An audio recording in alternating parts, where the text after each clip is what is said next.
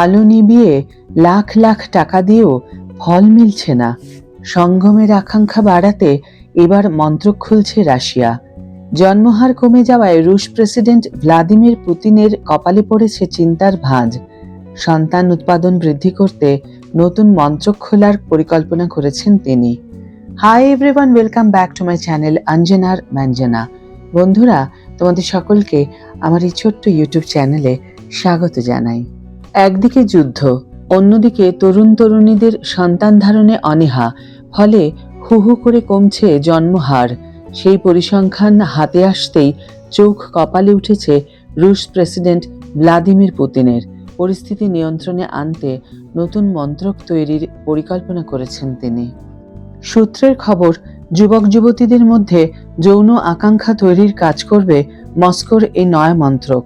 সন্তান উৎপাদনের জন্য তাদের উৎসাহিত করাই হবে এর প্রধান কাজ, যার দায়িত্ব প্রেসিডেন্ট পুতিন তার বিশ্বস্ত এক মন্ত্রীর কাঁধে দিতে চলেছেন বলে খবর পাওয়া গিয়েছে।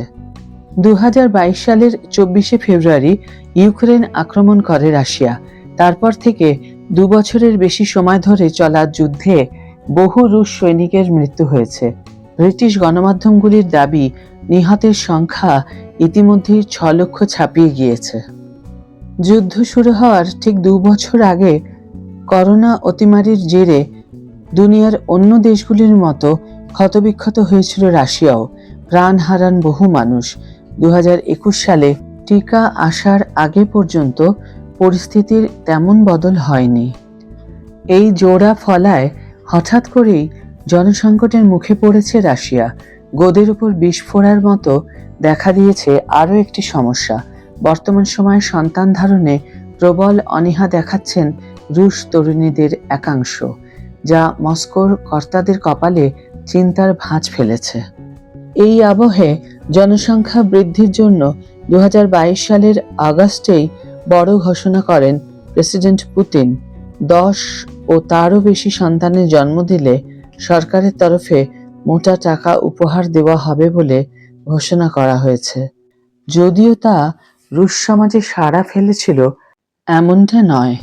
ক্রেমলিনের প্রাসাদ থেকে জারি করা এই সংক্রান্ত বিজ্ঞপ্তিতে বলা হয়েছিল, 10ম সন্তানের প্রথম জন্মদিনে মাকে সরকারের পক্ষ থেকে 10 লক্ষ রুবল অর্থাৎ রাশিয়ান মুদ্রা উপহার দেওয়া হবে। তবে ওই সময় বাকি 9 সন্তান জীবিত থাকলে তবেই মিলবে ওই অর্থ, ভারতীয় মুদ্রায় যা প্রায় 13 লক্ষ টাকা।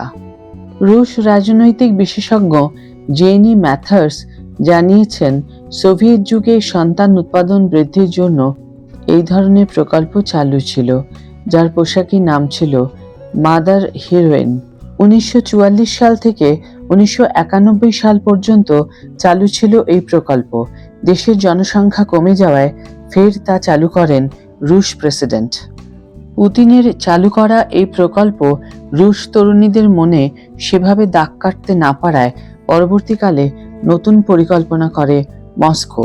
ঠিক হয়, রাত 10টা থেকে 2টো পর্যন্ত আলো ও ইন্টারনেট বন্ধ রাখা হবে। যৌন মিলনের জন্য একে আদর্শ সময় বলে চিহ্নিত করেন পুতিন প্রশাসন।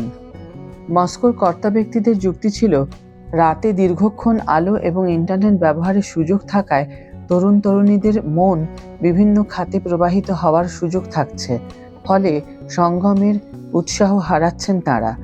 কিন্তু এভাবে রাতে দীর্ঘদিন ইন্টারনেট ও আলো বন্ধ রাখা যে সম্ভব নয় তা অচিরেই বুঝে যান রুশ প্রশাসনিক কর্তারা। ফলে ওই পরিকল্পনা সেভাবে কার্যকর করা যায়নি। এই বছরের সেপ্টেম্বরে আবার কর্মক্ষেত্রে মধ্যাহ্নভোজ ও কফি পানের বিরতির ফাঁকে সঙ্গমের পরামর্শ দিয়েছেন প্রেসিডেন্ট পুতিন। তার ওই ঘোষণার পর দুনিয়া জুড়ে রীতিমতো শোরগোল পড়ে যায়। একই সুর শোনা গিয়েছিল রুশ স্বাস্থ্যমন্ত্রী ইয়েভজেনি শেস্তোপলোভের গলায়।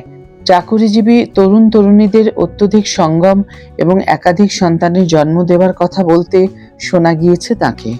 পশ্চিমী সংবাদ মাধ্যম মেট্রোর প্রতিবেদন অনুযায়ী রাশিয়ার জন্মহার বর্তমানে মহিলা পিছু 1.5। স্থিতিশীল জনসংখ্যা বজায় রাখতে যা মহিলা পিছু 2.1-এ নিয়ে যেতে চাইছে মস্কো। ইউক্রেন যুদ্ধ শুরুর পর থেকে প্রায় 10 লক্ষ রুশ তরুণ তরুণী দেশ ছেড়েছেন বলে সরকারি রিপোর্টে উল্লেখ করা হয়েছে। কিভাবে দেশের তরুণ তরুণীদের সঙ্গম ও সন্তান ধারণের জন্য উৎসাহিত করা যায় তা দেখাই হবে এর মূল কাজ।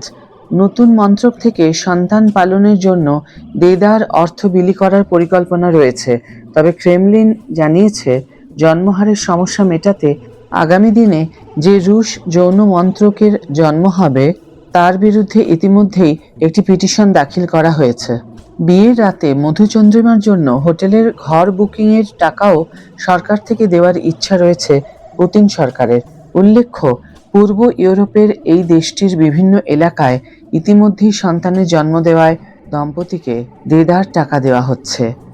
সেই তালিকার প্রথমেই রয়েছে খবর ভাস্কের নাম।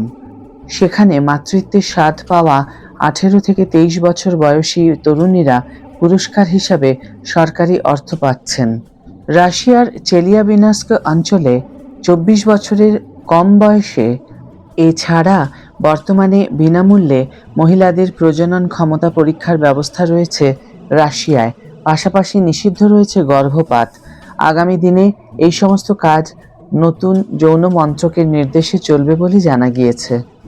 রাশিয়ার মতো জন্মহারের সমস্যায় ভুগছে দক্ষিণ ইউরোপের দেশ ইটালিও, আর তাই সন্তান উৎপাদনে তরুণ তরুণীকে উৎসাহিত করতে সরকারি তরফে টাকা ও বাড়ি উপহার দেওয়ার কথা ঘোষণা করেছে জর্জিয়া মেলোনি সরকার। জন্মহার হ্রাস পাওয়ায় এক সন্তান নীতি থেকে সরে এসেছে চীন। একসময় পৃথিবীর বৃহত্তম জনসংখ্যার দেশে বন্ধ্যত্ব বাড়ছে বলে খবর মিলেছে। শিশু কমছে দক্ষিণ কোরিয়াতেও। বন্ধুরা, আজকের ভিডিও এখানেই শেষ করছি। ভিডিও যদি ভালো লেগে থাকে তাহলে অবশ্যই একটি ছোট্ট করে লাইক দিও, শেয়ার করো বন্ধুদের সাথে, কমেন্ট করে জানিও তোমাদের মতামত। যারা এখন আমার চ্যানেলটিকে সাবস্ক্রাইব করোনি তারা অবশ্যই চ্যানেলটিকে সাবস্ক্রাইব করে আমার পাশে থেকো, আর যারা অলরেডি সাবস্ক্রাইব করে দিয়েছো তাদের জন্য আমার অনেক অনেক অনেক ভালোবাসা এবং অনেক ধন্যবাদ। আজ তাহলে বিদায় বন্ধু, দেখা হবে পরের ভিডিওতে। ভালো থেকো, সুস্থ থেকো।